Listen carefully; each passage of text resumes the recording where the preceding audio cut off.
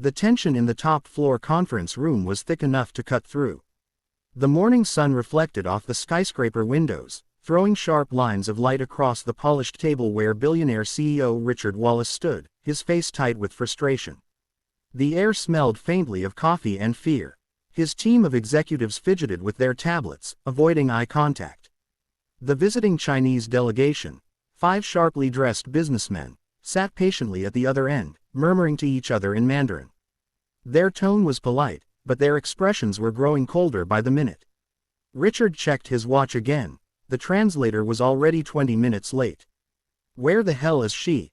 he hissed, slamming his palm on the table. "We can't start without a translator." His assistant stammered, "Traffic, sir, she's on her way."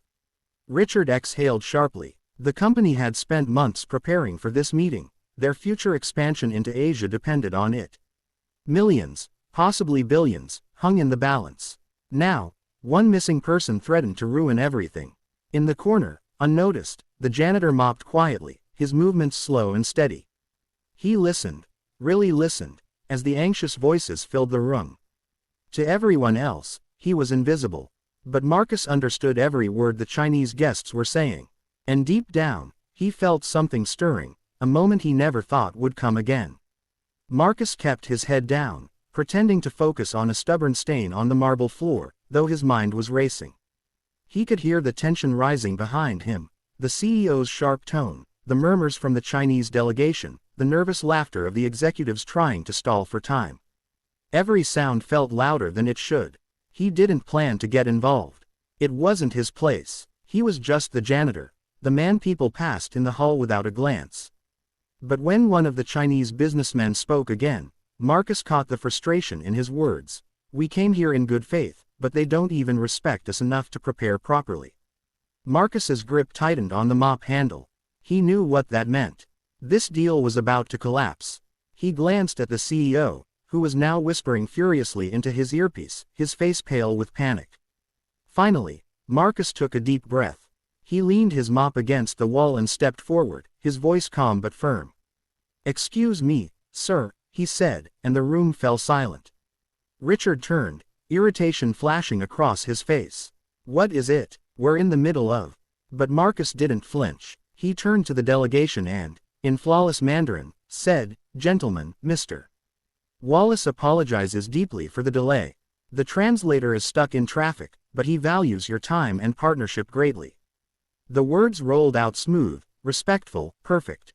The Chinese businessmen's expressions changed instantly: surprise, relief, even curiosity. The entire room froze. Richard blinked as if he'd just seen a ghost. "Wait, what did you just..." he began, but Marcus continued translating effortlessly, bridging both sides with confidence he hadn't felt in years.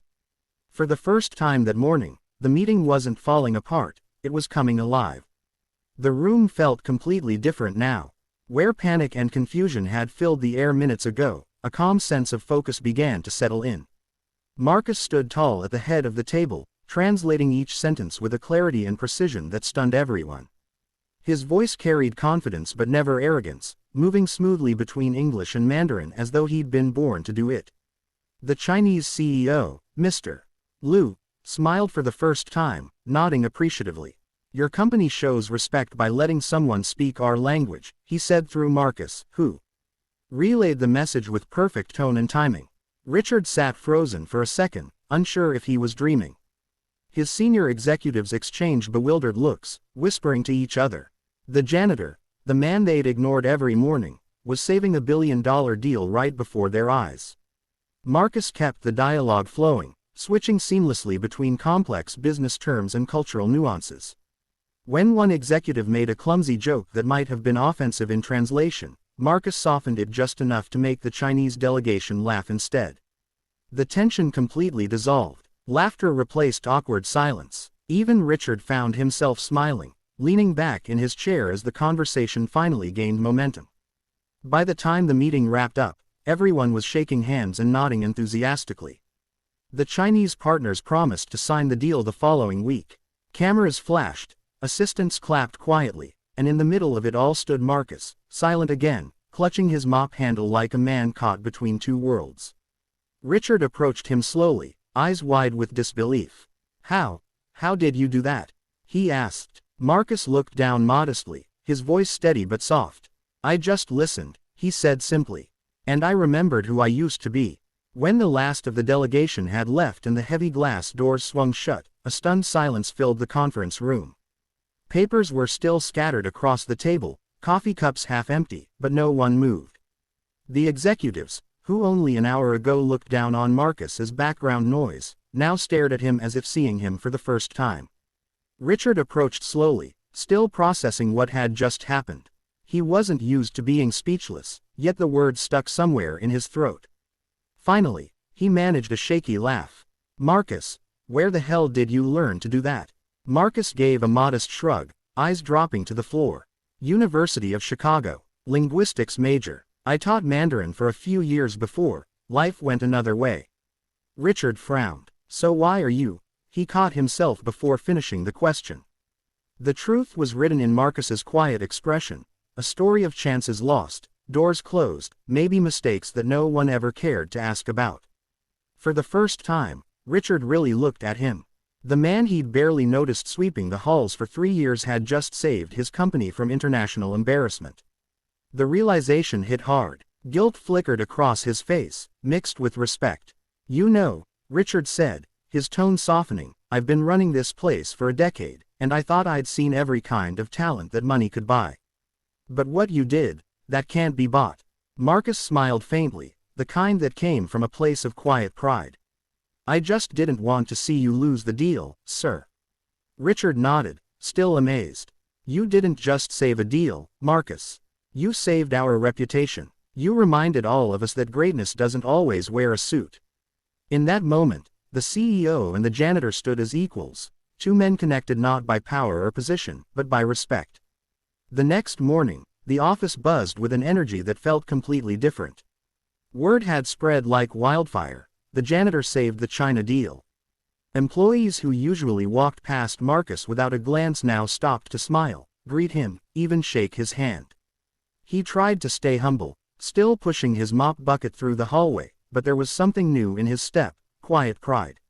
When he entered the conference floor, Richard's assistant stopped him. Mr. Wallace wants to see you, she said, smiling knowingly. Marcus hesitated, wiping his hands nervously before stepping into the CEO's office. Richard stood by the window, city skyline blazing behind him. On his desk lay a signed contract, the billion-dollar deal now official. He turned around, beaming. We did it, Marcus, he said. No, correction, you did it. Marcus opened his mouth to respond, but Richard raised a hand. Before you say anything, I want you to know something. You taught this company more in 1 hour than I've managed in 10 years.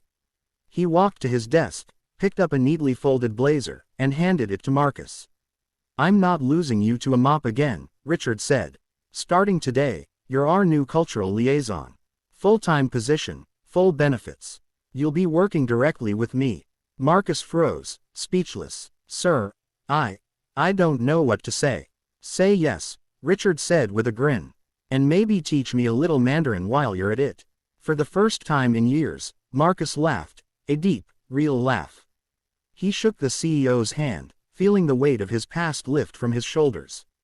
As he left the office, employees clapped quietly, smiling as he walked by. He wasn't invisible anymore. The janitor who once cleaned the floors of opportunity now stood tall, a reminder to everyone that brilliance can live in the most overlooked places. And at the window, Richard watched him go, humbled, inspired, and silently promising never to judge by appearance again.